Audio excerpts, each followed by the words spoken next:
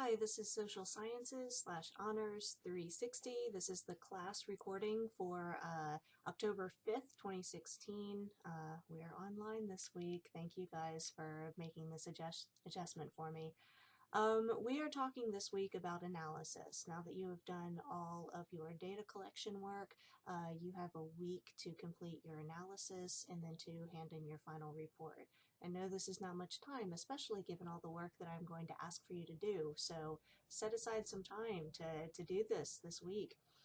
This is where it really comes down to it, right? So the analysis process is brain work. This will take time. This will require thinking a lot. There will be a lot of sitting still and staring at your data while you process through the information and try to make sense of it, to find patterns and meanings. And also, I'm attaching to this announcement a link to a clip from the Big Bang Theory that accurately portrays the analysis process. Like, we use it a lot in grad school to kind of show what when we're in the throes of data. The process of coding and analysis is an iterative process, which is to say you go over it and over it and over it, and each time you build more depth, you build more breadth into your understanding of your data. If you go over your data only once or twice, if you don't invest the time and the brain work into creating a deep analysis, you'll wind up with a shallow analysis, and those are boring, and they're also not very good research. In your readings from Strauss and Corbin, it's chapter 4 in the 3rd edition or chapter 5 in the 4th edition, they talk about a wide variety of analytic tools that you can use. You've read the chapter, so you're familiar with the descriptions for each of those tools. I want you to pick at least 3 that you find interesting or that speak to you as possible for your study, and I want you to try them out with your analysis. It doesn't matter which 3, any 3 that you think are going to work with your study to kind of take you out of your everyday, regular, individual mindset that you use just throughout your daily life and put you into that analytic researcher mode. One of the ones that I definitely want you to use is the first one that they talk about, asking questions. I want you to start your data analysis with a line-by-line micro-analysis. And for every action, every behavior, every emotion portrayed, every response given, every single line of data that you have in your observation notes, ask questions. Ask, why did they do that? And try to come up with many different reasons, like we did in class that day. Ask, what if they had done something else? Ask, what does this mean right now in this situation? Ask, what does this mean when people in our greater society do this sort of thing?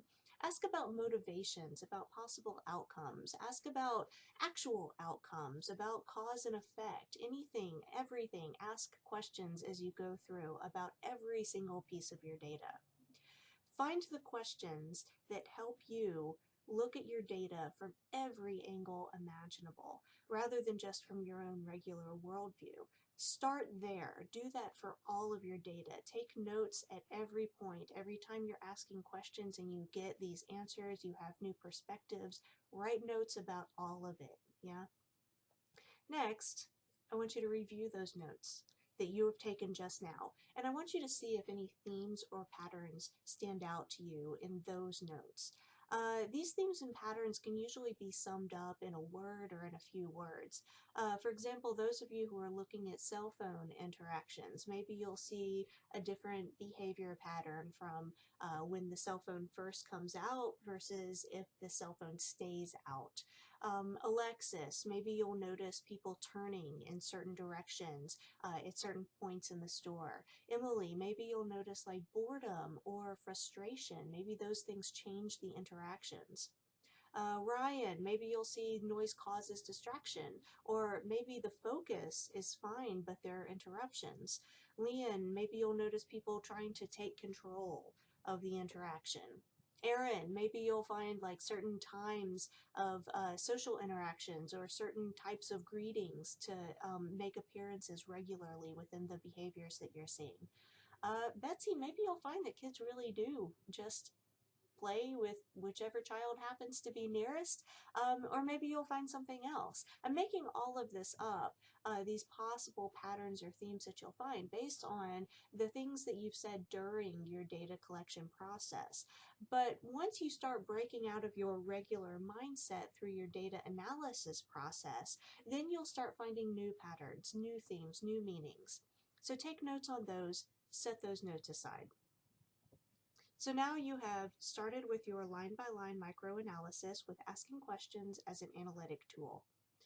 You have reviewed your notes from that microanalysis and made your thematic pattern notes and set those thematic pattern notes aside. Now, do it again. Line-by-line microanalysis with a second analytic tool. And in your report, you will tell me which one. Go through line-by-line analysis, take your notes, review those notes for patterns and themes, set aside those notes for your patterns and themes. Now, do it again. Line-by-line microanalysis with a third analytic tool. And in your report, again, tell me which one you use. Take notes as you're going through this microanalysis for all of these things that are coming out to you that are standing up as you're using this analytic tool. Go through those notes that you just took for your third microanalysis. Look for patterns and themes. Take those notes from your patterns and themes and set those aside as well. And now our next stage, you get to pick up those notes again for your patterns and themes. All of those from the 3 different microanalyses that you use, take all of those patterns and theme notes and look at them all, review them together. Did any of your patterns or themes come up in every single microanalysis? Do any of them fit together, and are they really one thing but you should call it something else, but you were just looking at it in 2 different ways separately? Do any of them make sense when you use one sort of analytic tool, but then they stopped making sense when you used another sort of analytic tool? Discard those, they might not be useful to you. But the ones that have lastingness to them, that continue to make sense after your 3 microanalyses, that are still standing out to you as important major themes from your data, those are your codes. Rachel, those are your codes. So now we get to move to our next stage. We code, right?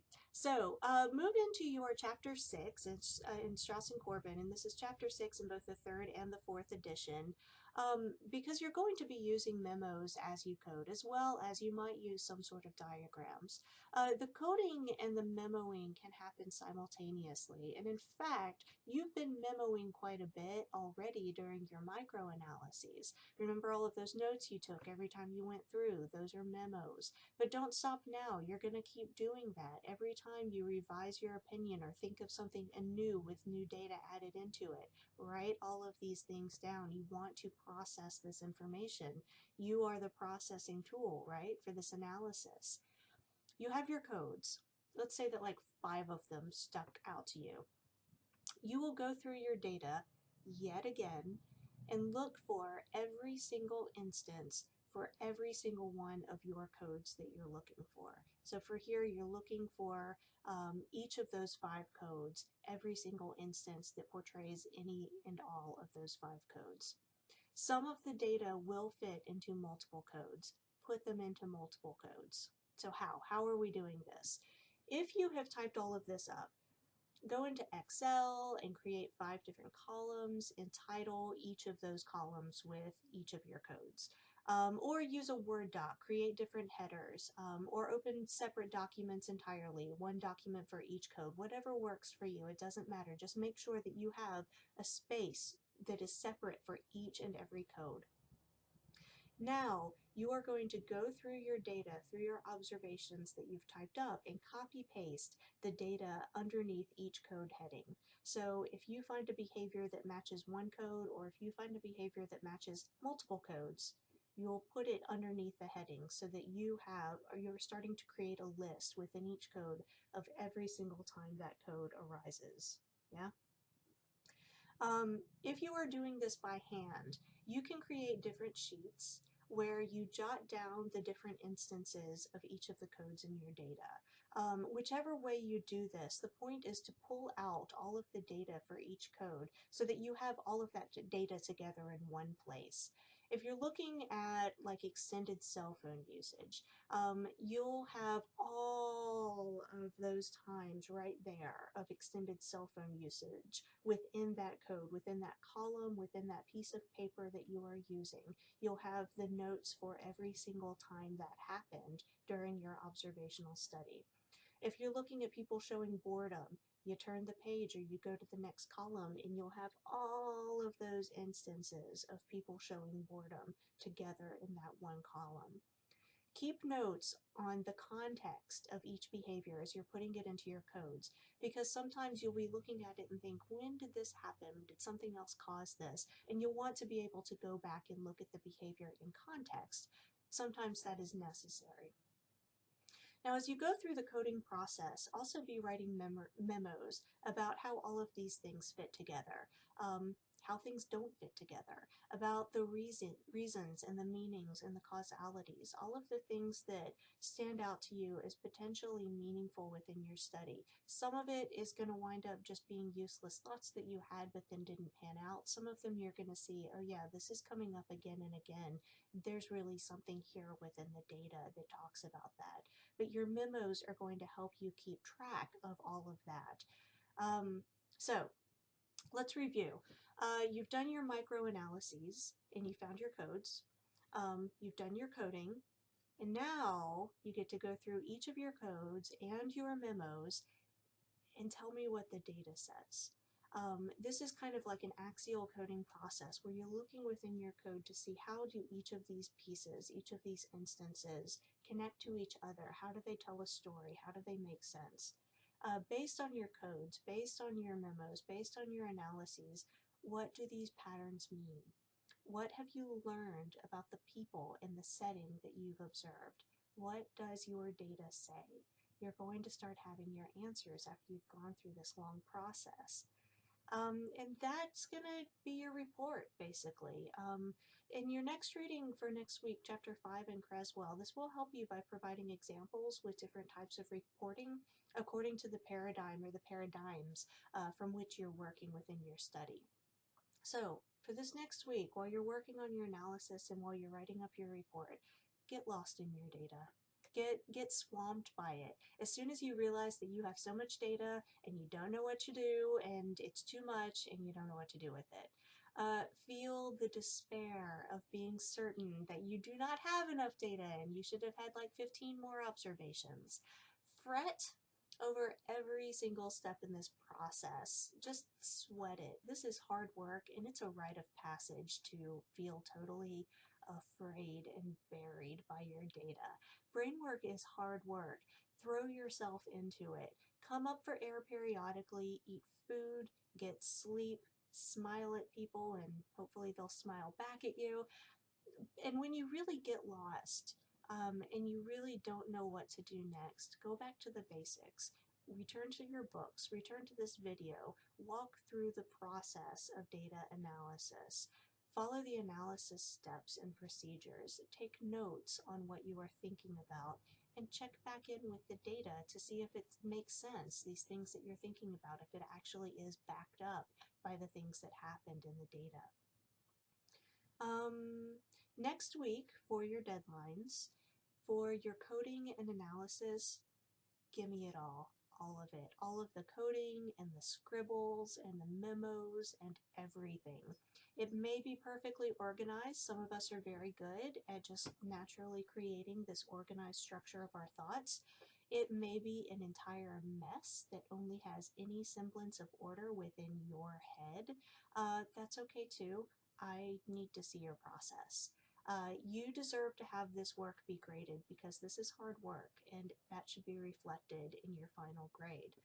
For your report, report about your setting. Like this is the structure of what your research report will typically look like.